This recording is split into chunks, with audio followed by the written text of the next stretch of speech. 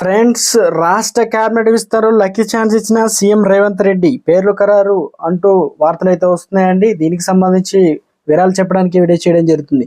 చాలా మంది వీడియోస్ ఉన్నారు కానీ సబ్స్క్రైబ్ చేసుకోవడం మర్చిపోతుంది. దయచేసి ఛానల్ సబ్స్క్రైబ్ చేసుకుని బెల్ ఐకాన్ ఆల్ పైన ట్యాప్ చేయండి. ఇలాంటి లేటెస్ట్ అప్డేట్ మిస్ అవ్వకుండా నోటిఫికేషన్ రూపంలో వస్తుంది.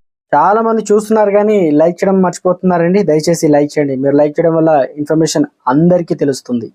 ఫ్రెండ్స్, ఇక వివరాలు కనుక వచ్చినట్లయితే మంత్రి విస్తరణ దిశగా సీఎం రేవంత్ రెడ్డి కసరత్తు చేస్తున్నారు. ఈ సాయంత్రం రేవంత్ రెడ్డి ఢిల్లీ వెళ్తున్నారు కాబట్టి పార్టీ నాయకత్వంలో సమావేశం కానున్నారు.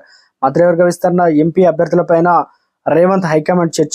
త్వరలోనే లోక్సభ ఎన్నికలు జరగనుండడంతో మంత్రివర్గంతో పాటు నామినేట్ పదవులు భర్తీ చేయాలని నిర్ణయించినట్లు తెలుస్తుంది. ఇక లోక్సభ అభ్యర్థుల విషయంలోనూ ఇప్పటికే ఒక జాబితా సిద్ధం చేస్తున్నట్లు తెలుస్తుంది. ఇక మంత్రివర్గ విస్తరణలో ఛాన్స్ దక్కేవారెవరో చర్చ జరుగుతుంది. రేవంత్ ఢిల్లీ టూర్ సంబంధించి ఇక ఎన్నికల షెడ్యూల్ అయితే త్వరలోనే విడుదల కాబోతున్న సమయంలో బీఆర్ఎస్ బీజేపీ పొత్తులపైన ప్రచారం మొదలైంది. ఇటు రేవంత్ రెడ్డి అలర్ట్ అయ్యారు. పాలనా పరంగా వేగవంత నిర్ణయాలు తీసుకుంటున్నారు. ఇదే సమయంలో ఎన్నికల షెడ్యూల్ ముందుగానే మంత్రివర్గ విస్తరణతో పాటు నామినేట్ పదవులు కూడా భర్తీ చేయబోతున్నారట. ఇందులో భాగంగా పార్టీ హైకమాండ్తో చర్చించి అనుమతి తీసుకునేందుకు సీఎం రేవంత్ రెడ్డి వెళ్తున్నారు. మంత్రివర్గంలో మరో 6గురికి అవకాశం ఉంది. ఇప్పటికే రేవంత్ రెడ్డి తన మంత్రివర్గంలో కొత్త వారికి జాబితా సిద్ధం చేసినట్లు సమాచారం. ఈ జాబితాకు పార్టీ అధినాయకత్వం ఆమోద ముద్ర వేస్తే వెంటనే మంత్రివర్గ విస్తరణ జరిగే అవకాశం ఉంది. ఇక మంత్రివర్గ విస్తరణలో ప్రొఫెసర్ కోదండరామ్ అవకాశం ఇస్తారని తెలుస్తుంది.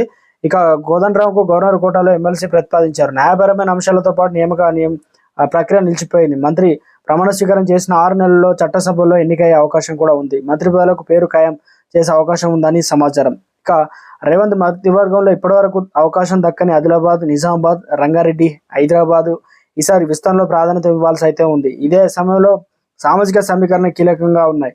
ఆదిలాబాద్ నుంచి గడ్డం బ్రదర్స్ మధ్య పోటీ నడుస్తుంది. చెన్నూరు నుంచి వివేక్, బెల్లంపల్లి నుంచి గెలిచిన వినోద్ కేబినెట్ బెర్త్ కోసం అయితే సోనియాను కలిశారు. రేవంత్ రెడ్డి మరి అవకాశం ఇస్తారా? Vivek, Bodhan MLA Sudarshan Reddy, Yellareddy MLA Madan Mohan Rao cabinet ప్రయత్నాలు ఉన్నారు. ఉమ్మడి రంగారెడ్డి జిల్లా నుంచి ఇక మాల్రెడ్డి, రంగారెడ్డి పేరు పరిశీలనలు అయితే ఉన్నాయి. హైదరాబాద్ నుంచి కాంగ్రెస్ అభ్యర్థులు ఎవరు గెలవలేదు. అయినప్పటికీ మైనార్టీ కోటాలో ఫిరోజ్ ఖాన్ పోటీలో ఉన్నారు. కీలకమైన హోంశాఖ ఎవరికి అప్పగిస్తారని ఇంకా తెలియాల్సి అయితే